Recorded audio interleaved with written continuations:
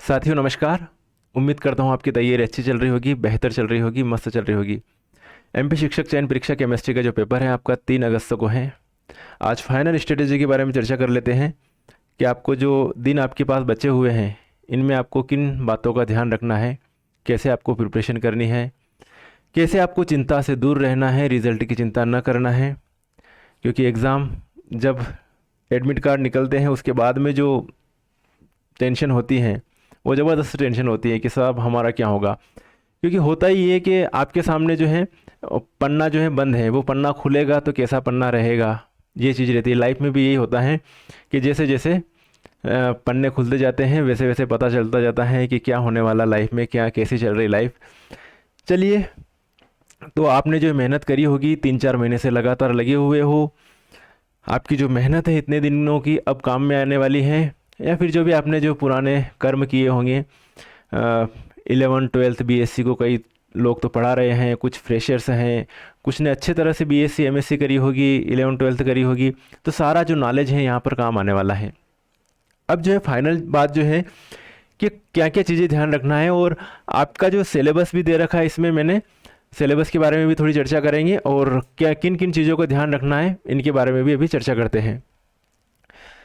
तो साहब क्या करना है आपको, बहुत सारे क्या होते हैं, अभी टाइम अपने पास 5-6 दिन का बचा हुआ है और लगे हुए नए नए टॉपिक पढ़ने में। साहब अगर आप नया टॉपिक वैसे तो पढ़ना नहीं है, और पढ़ना भी है तो बिल्कुल ऊपर से पढ़िएगा, गहराई में मत जाइएगा। ऊपर ऊपर हेडिंग पढ़ लीजिएगा, मेन मेन जो कोई फार्मूला दिया हो तो वो पढ़ लीजिएगा। बाकी ऐसा नहीं है कि पूरी तरह से नए टॉपिक में चले जाएं और पुराना वाला जो अपनों को याद है, सिर्फ रिवीजन करने की ज़रूरत थी, एक बार देखने की ज़रूरत थी, वो टॉपिक मिस नहीं हो जाए। कई बार होता ना एग्ज़ाम में कि अरे यार ये वाला टॉपिक तो सिर्फ एक बार देख लेता तो ये वाला क्वेश्चन तो मेरा सही होता, तो वो वाली चीज़ ना हो। इसलिए अब क्या करें, सिर्फ ओनली रिवीजन करें साहब। फिजिकल केमिस्ट्री में ध्यान रखिएगा, ज़्यादा स्कोरिंग है फिजिकल केमिस्ट्री। फिजिकल केमिस्ट्री में कोई तुक्का नहीं लगता, जो है वो ऑथेंटिक चीज़ें हैं। तो फिजिकल केमिस्ट्री में आप जो है फार्मूला बेस्ड क्वेश्चन बनते हैं, तो फार्मूला बेस्ड क्वेश्चन कंप्लीट कीजिएगा। और कई बार तो न्यूमेरिकल बनता ही नहीं, सिर्फ डायरेक्ट फार्मूला पूछा जाता है। तो साहब आपको जो है फार्मूले याद होने चाहिए कि किसका फार्मूला क्या होगा। डी ब्रॉगली इक्वेशन का फार्मूला क्या है भैया, हाइजेनबर्ग का अनिश्चितता का सिद्धांत क्या है, उसका फार्मूला क्या है। तो ऐसे छोटे छोटे फार्मूले पूछ लेते हैं साहब कई बार एग्जाम में, तो उनको रिमाइंड करके जाइएगा, फार्मूला मेन कंप्लीट कर लीजिएगा।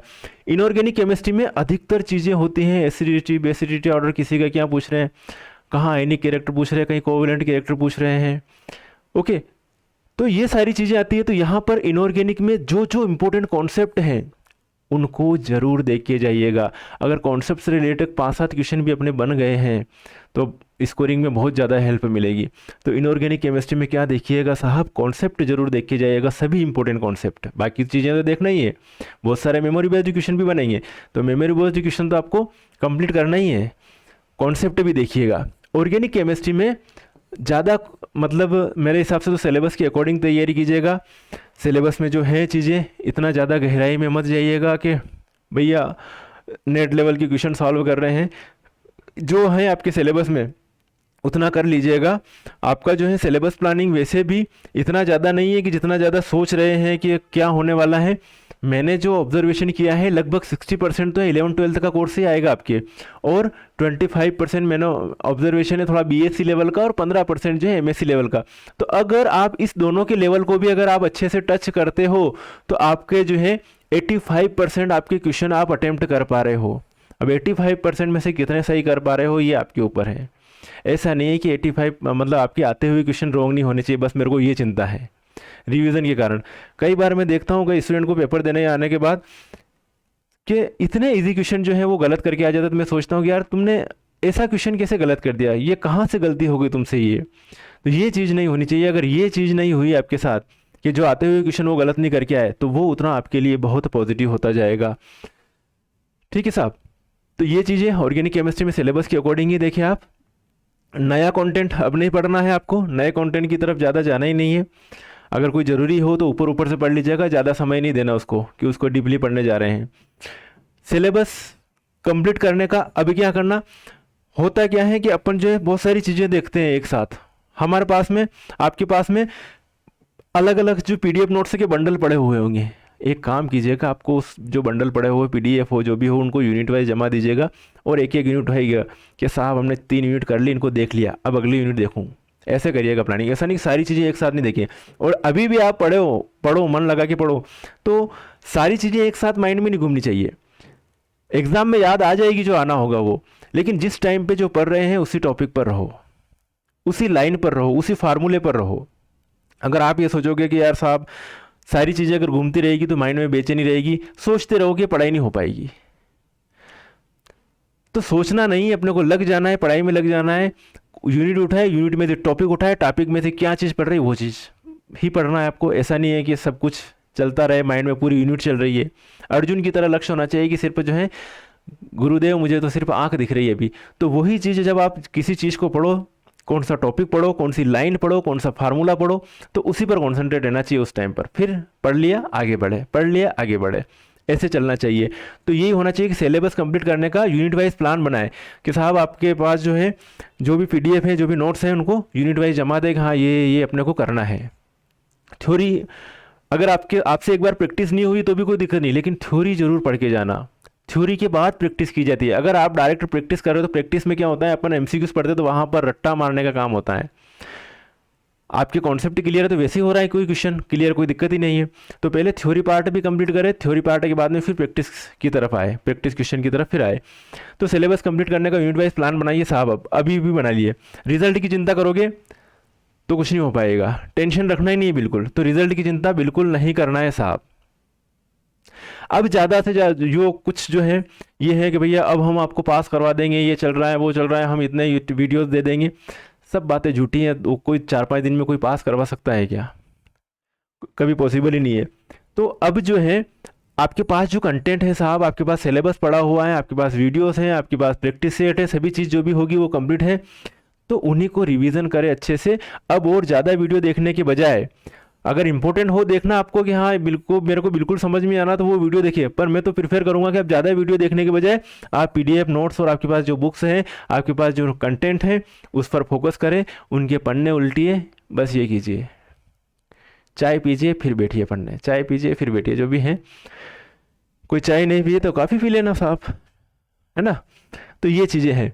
अब जो मैंने जो एग्ज़ाम प्लान जो है, आप इस सिलेबस को निहारिए। इतना टिपिकल भी नहीं, यहाँ सिलेबस ज़्यादा है लेकिन इतना टिपिकल नहीं भी नहीं है कि आप जो है इस एग्ज़ाम को फाइट करने से डर रहे हो।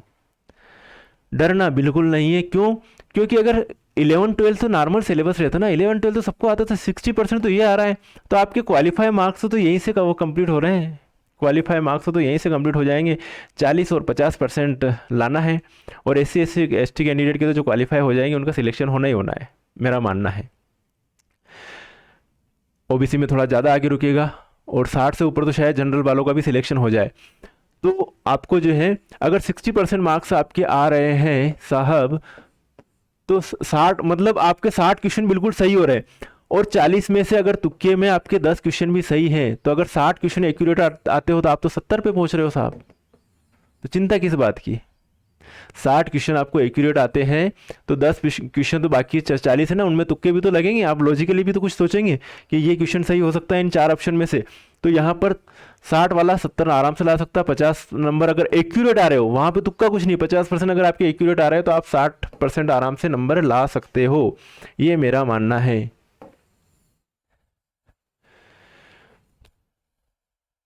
ओके। अब आप देखिए ये यूनिट, क्या केमिकल बॉन्डिंग जो है आपकी यूनिट है, इस केमिकल बॉन्डिंग में आप नहीं कर सकते हो VACPR। आपने पात्रता परीक्षा के लिए भी किया होगा, हाइब्रिडाइजेशन पात्रता परीक्षा के लिए भी किया होगा, MOVB थ्योरी उसके लिए भी की होगी, एरोमेटिसिटी भी किया होगा। तो केमिकल बॉन्डिंग आपका कंप्लीट हो रहा है। अगर कोई एक आध टॉपिक कंप्लीट नहीं भी है तो चिंता ना करें इतना। ओके, आप ऊपर ऊपर से पढ़ लीजिएगा, मेन बात पढ़ लीजिएगा उसके बारे में, और ज़्यादा टेंशन नहीं लेने का। केमिकल थर्मोडाइनमिक्स थोड़ी एडवांस है, थोड़ी बेसिक है, तो क्वेश्चन बेसिक भी बन सकते हैं, और एडवांस बन जाए तो भी आप कंप्लीट कर लेना, जो आपके पास PDF हो, नोट्स हो, उसकी बेस पे।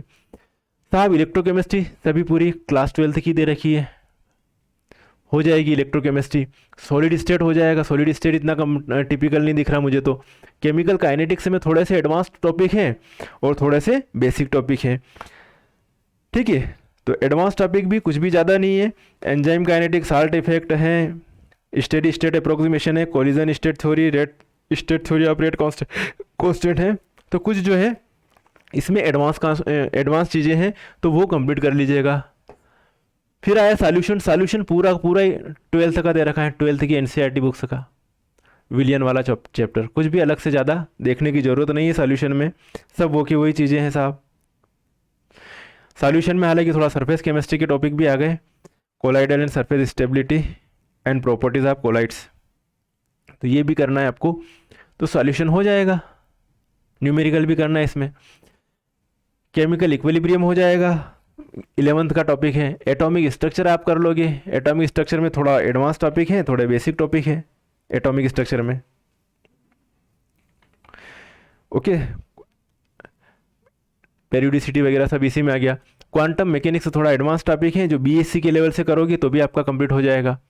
General properties, S block, P block, D block और एफ ब्लॉक एलिमेंट, ये सब पात्रता परीक्षा में भी किया था, तो वही वापस रिवीजन करना। रेडॉक्स रिएक्शन आपको रिवीजन करना है साहब।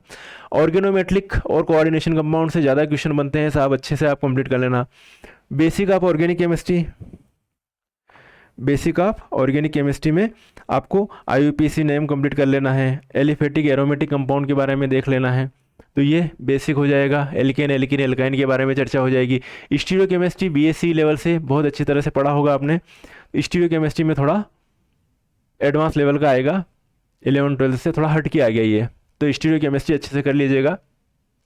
रिएक्शन इंटरमीडिएट अच्छे से किए ही होंगे आपने, सभी तरह की intermediate, carbocation, कार्बो anion, free radical और कार्बिन, नाइट्रीन्स, बेंजाइन्स, ये सब किए होंगे। तो यहाँ से क्वेश्चन बनेगा ही बनेगा, तो कर सकते हो ना। तो ऐसे यूनिट आपकी कंप्लीट है ना साहब। ये halogen containing compounds, alcohol, phenol, ether, carboxylic acid, same वो का भी रिपीट हो गया जो आपकी पात्रता परीक्षा में। सल्फर और नाइट्रोजन कंटेनिंग कंपाउंड, ये सल्फर एक एडवांस है, नाइट्रोजन कंटेनिंग कंपाउंड तो पहले से कर ही रखा होगा, तो सल्फर कंटेनिंग कंपाउंड ये कर लिया होगा बीएससी लेवल से। नेम रिएक्शन और रीअरेंजमेंट कर ही लेना, यहाँ से क्वेश्चन बनेगा ही बनेगा नेम रिएक्शन और रीअरेंजमेंट से। साहब नेचुरल प्रोडक्ट में बहुत बहुत ज़्यादा क्वेश्चन बनने की संभावना है, मेरा ये मानना है, क्योंकि नेचुरल प्रोडक्ट से पात्रता परीक्षा में तो कम क्वेश्चन बने थे, लेकिन यहाँ पे मेरा मानना है कि क्वेश्चन अच्छे से बनेंगे बनेंगे बनेंगे। बहुत सारे टॉपिक आ रहे हैं साहब इस बार नेचुरल प्रोडक्ट में। और नेचुरल प्रोडक्ट में अगर मैं अपन देखिए तो नेचुरल प्रोडक्ट में carbohydrate, protein, peptide, fatty acid, nucleic acid, टर्पिन, steroid, alkaloid, सब कुछ आ गया है। टर्पिनॉइड्स, एल्केलॉइड्स, ढेर सारी चीज़ें आ गई। तो मेरे हिसाब से इसको अच्छे से करिएगा नेचुरल प्रोडक्ट को, ओके। कार्बोहाइड्रेट देखो तो वही अपने आप में बहुत बड़ा टॉपिक है, उसमें ग्लूकोज, फ्रक्टोज, स्टार्च, माल्टोज वाल्टोज सबकी स्ट्रक्चर वगैरह सभी आ जाती हैं। पॉलीमर से कोई क्वेश्चन बने, थ्योरेटिकल पार्ट है ये। मेमोरी वाला पार्ट है कि कौन सा किस टाइप का पॉलीमर है, कौन सा एडिशन पॉलीमर है, कौन सा कंडेंसेशन पॉलीमर है, इस टाइप के क्वेश्चन बनते हैं। तो उनमें अपनों क्लासिफिकेशन जरूर देख के जाना है, और क्लासिफिकेशन अगर आप अच्छे से देखा हुआ रहेगा पॉलीमर का क्लासिफिकेशन वाला पार्ट टेबल, तो यहाँ से क्वेश्चन आपका पॉलीमर से बन जाएगा अच्छे से, एक ही टेबल से क्वेश्चन बन रहे हैं। Chemistry in everyday life, chemistry in everyday life में सभी हैं। नैनो टेक्नोलॉजी से क्वेश्चन अगर एक हाथ आ जाए तो सिंपल क्वेश्चन ही बनेगा। Green chemistry, environmental chemistry, medicinal chemistry, ये सभी आ जाएंगे इसके अंदर। तो जो जितना मतलब आप इमेजिनेशन करिए, आपने अगर ढंग से अगर ये टॉपिक जो है किए होंगे तो आपको लग रहा होगा कि हाँ साहब केमिकल बॉन्डिंग के क्वेश्चन आए तो मैं कर सकते हैं, हम कर सकते हैं, रेडॉक्स के आए तो कंप्लीट कर सकते हैं, ऑर्गेनोमेटलिक कंपाउंड, कोऑर्डिनेशन कंपाउंड के आए तो कंप्लीट कर लेंगे साहब, ये क्या कौन से भी आए तो कंप्लीट कर लिए। अब सिलेबस कहाँ ज़्यादा कठिन है साहब, इतना कठिन नहीं है जितना इसका जो है माहौल बनाया गया चयन परीक्षा के लिए, कि इतना ज़्यादा जो है सिलेबस है। सिलेबस लेवल जो है लेवल मीडियम लेवल रहेगा, है ना, मीडियम लेवल रहेगा पेपर का। और लेवल का क्या है कि कोई पेपर कठिन और कोई पेपर सरल क्यों हो, कैसे हो सकता है। पेपर तो पेपर होता है, जो पढ़ाई करता है उसके लिए वही पेपर सरल है, और जो पढ़ाई नहीं करता वो उसके लिए वो पेपर कठिन है। होता क्या है कि जो पात्रता परीक्षा हुई थी उसमें कुछ कैंडिडेट ऐसे भी मिले मेरे को कि भैया लास्ट टाइम में कोर्स परचेस किया कि एग्ज़ाम तो 2 दिन बाद और आज कोर्स परचेस कर रहे हैं। सारा ऐसी कोई गोली तो है नहीं किसी के पास जो 2 दिन पहले कोर्स परचेस करके सारी चीज़ें हो जाएगी, जिन्होंने 3 महीने से कोर्स पढ़ रहे हैं और 1-2 दिन में कोर्स परचेस करके क्या फ़ायदा मिलता है? कोई फ़ायदा नहीं मिलता ज़्यादा। तो ऐसे भी कैंडिडेट होते हैं। और क्या होता है कि जब प्रिपरेशन अच्छी नहीं होती है, एंड टाइम में प्रिपरेशन करते हैं, तुक्का लगाने के तरीके से ये कर चीज़ें कंप्लीट करते हैं, तो तुक्के तो कुछ लगते हैं लेकिन ज़्यादातर तो प्रिपरेशन करनी पड़ती है। तो ऐसे कैंडिडेट होते हैं जिनके भैया 150 में से 50 नंबर भी आए होंगे, आपने देखा होगा आपके आसपास हॉल में एग्जामिनेशन दी होगी। और उसी हाल में ऐसे कैंडिडेट भी निकले होंगे जिनके 120 125 नंबर भी आए होंगे 150 में से। तो भैया 125 नंबर वाला भी कैंडिडेट है और 50 नंबर लाने वाला भी वो भी कैंडिडेट है। फ़र्क क्या है? पेपर तो पेपर था। पेपर किसके लिए सरल हो गया? जिसने प्रिपरेशन करी उसके लिए पेपर सरल हो गया, जिसने प्रिपरेशन नहीं करी उसके लिए वही पेपर क्या हो गया? कठिन हो गया साहब। ओके, तो पेपर की चिंता ना करें। अगर आपने अच्छे से मेहनत कर रखी है, अच्छे से आपने प्रिपरेशन कर रखी है, तो बस देखिए निहारिए कि हाँ ये चैप्टर अपने कंप्लीट है।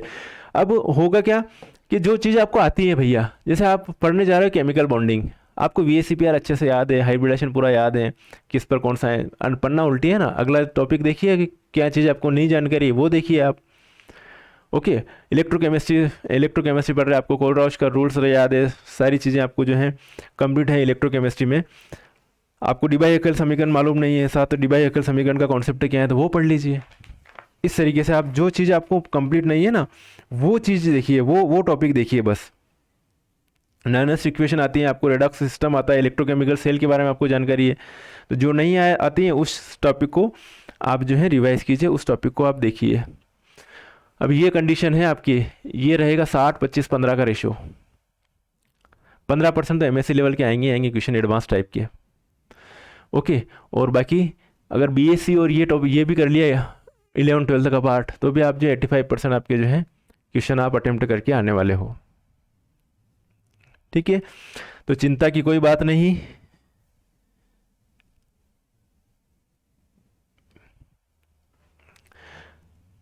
फिजिकल केमिस्ट्री, इनऑर्गेनिक, ऑर्गेनिक सभी आपके पास सिलेबस हो गई हैं और सभी सिस्टमेटिक तरीके से आपने करी होगी, तो चिंता नहीं हो रही होगी। चिंता तब होती है जब अपनी तैयारी नहीं होती, उस कंडीशन में टेंशन बढ़ती जाती है। तो साथियों सभी को बेस्ट ऑफ लक। मिलेंगे फिर नेक्स्ट वीडियो में, तब तक के लिए ओके बाय, जय हिंद।